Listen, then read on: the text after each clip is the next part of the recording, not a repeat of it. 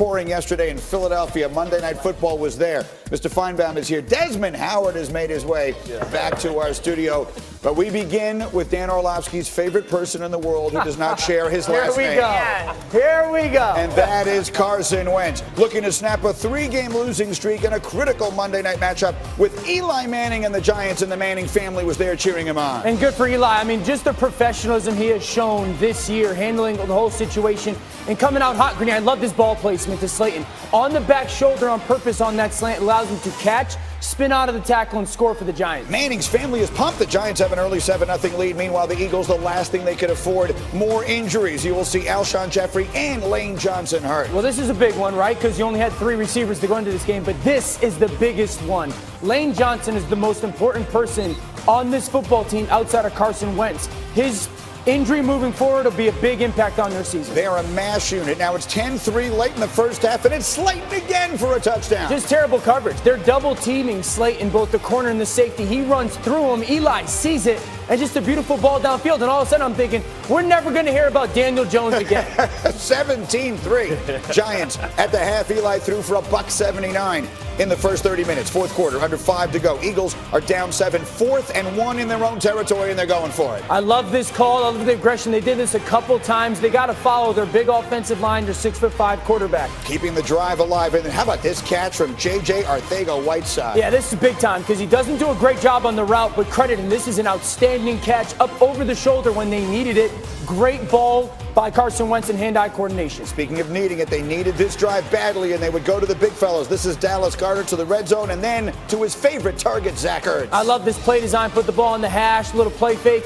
And under pressure, someone coming down, barreling on Carson Wentz. The ball placement was outstanding. We go to overtime. Eagles get it first. A touchdown wins it. A field goal does it. And this is Boston Scott. What a night he had. No, it's not. It's Darren Sproles' look-alike. Really impactful performance for him. Get the ball in the perimeter, a little cut. This was a big story for him tonight. 16 touches, 128 yards. First and 10 at the Giant 39. Wentz finding Josh Perkins for a first down. Now they're in business and they're looking to put it away. Why would you cover the best player on the offense? The only guy that they throw the football to. Zach Ertz, a little motion down. You're going to see him going to outside release. The defense loses sight of him. And this is a play that Carson Wentz has brought over from his college days, North Dakota State. A massive finish for the quarterback in this Eagles offense. He threw for 325. Eli never got the ball in overtime. Eagles win. We got no choice but to keep it going. You know, we're going to use this one. This obviously it was a sloppy one, but we got to win. You know, and now hopefully this springboards us for these last 3, and we just take it one game at a time and see what happens. You know, it's a lot of boos, a lot of everything, a lot of yard writing headlines before we even won the game. You know what I'm saying? Because wasn't that 3 straight? 3 straight we lost already? Yep. Yeah, so 4 straight wouldn't have looked good in Philly. I was scared to walk outside, boy, if we'd have lost this one. Philly's offense looked like it was headed for that 4th straight loss, but then they dominated their final 5 possessions. They averaged just 12.7 yards a drive on their first 9 series, but then increased that to nearly 60 without a single 3-and-out. So when they desperately needed it, their quarterback got the job done. And if you watch this show regularly, then you're like me. When Carson Wentz found a way to win that game last night, the first person I thought of was Dan Orlovsky. I sent out a tweet, actually. I was like, that's the most important win. And a buddy of mine, Will Blackman, was like, no, that was the most important win for you. That was the biggest win of Carson Wentz's career. It was the most important win of Carson Wentz's career. And it was the most needed win of Carson Wentz's career because the 3-game losing streak, how that offense looked, all the decimation of injuries, and then the money that's been paid to him. And it was almost like the performance wasn't necessarily going to matter. It was going to be about the pride, the professional pride, and the questions of, can you bring people along? Can you elevate people?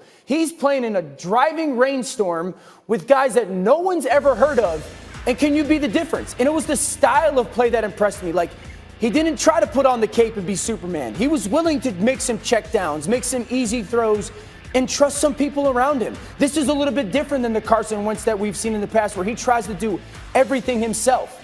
For him to show that maturity last night, That's why, to me, it was the most impressive win of his career, and they needed it. Yeah, well, they do this with Greg Ward as their only healthy wide receiver and Boston Scott as their running back. Yeah. You think this does a lot for their team going forward, just from a mental standpoint? Even? Laura, that was a huge win. You know, I text Drew Gallagher. He works for ESPN, probably the biggest Philadelphia sports fan you will ever see at ESPN, right? I said, Drew, that win can galvanize your team. You know why? Because you had everything against you. Right in the first quarter, you lose your top receiver, Alshon Jeffrey. He goes down with a mysterious injury. You're struggling. Eli Manning is out there. He's playing unbelievable football. Yeah. The Giants are rolling. Your defense don't have an answer for Eli.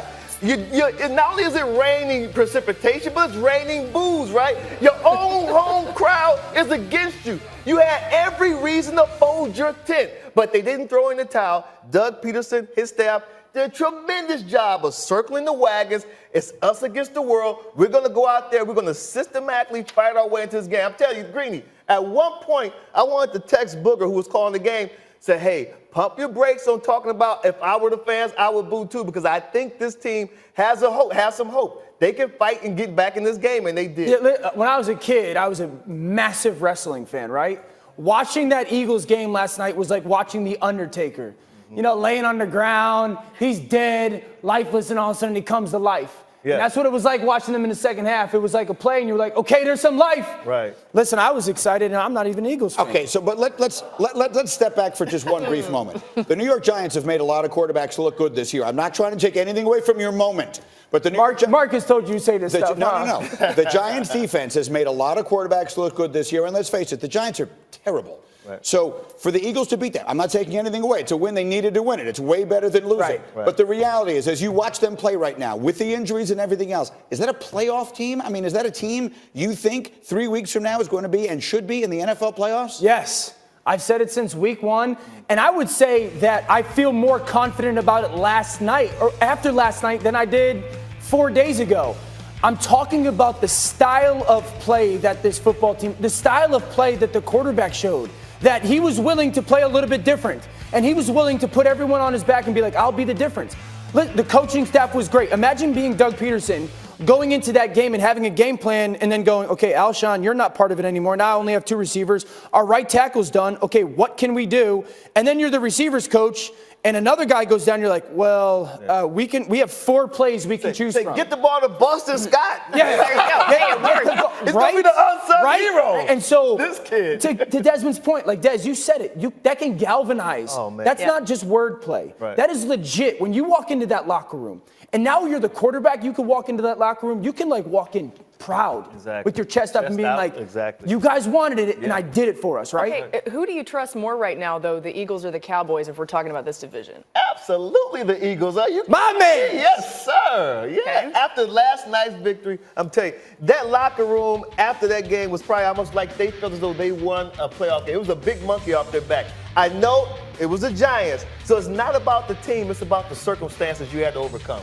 Listen, this week in the National Football League season began on national television with the Cowboys, and it ended with the Eagles. And the impression that I receive from having watched both of those games is that the playoffs should move on without the NFC East. I've never in my life been in favor of making a change as much as I am watching those two teams. It's like the number 1 team stinks, the number 2 team stinks a little bit more, the number 3 team really stinks, and then the 4th team is like, eh. The number 3 team at one point I thought might be the worst team in the history of the NFL. And they're probably the best team. They weren't even mathematically eliminated until this past weekend. All right, so that's where it began last night. Now let's